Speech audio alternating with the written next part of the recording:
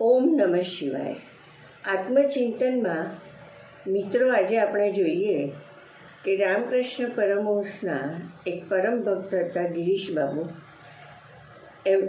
એ પોતે નાટક શાળા ચલાવતા હતા અને એમણે શ્રી રામકૃષ્ણ પરમહંસને કહ્યું કે આપને મૂકીને મારે નાટક શાળામાં જવું પડશે, જે મને જરાય ગમતું નથી, પણ શું કરું?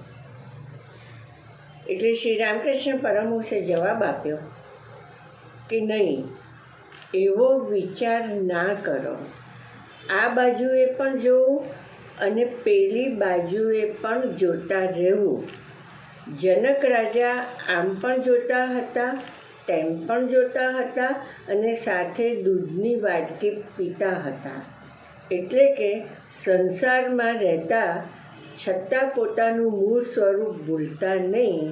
તે પોતે રાજા હતા, રાજ્ય ચલાવે, સંસાર હતો, છતાં પણ તે પોતાનું મૂળ સ્વરૂપ એટલે કે હું ખરેખર કોણ છું, હું તે જ છું, એ ભૂલતા નહીં અને નિષ્કામ કર્મ જ કરતા હતા.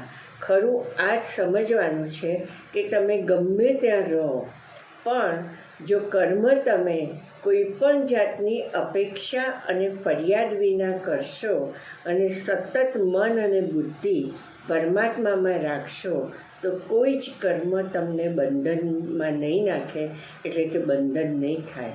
તમે કોઈ પણ જાતની ફળની અપેક્ષા વિના તમે તમારા ભાગે આવેલું કર્મ એટલે કે જવાબદારી અને ફરજ તમે કરતા રહો.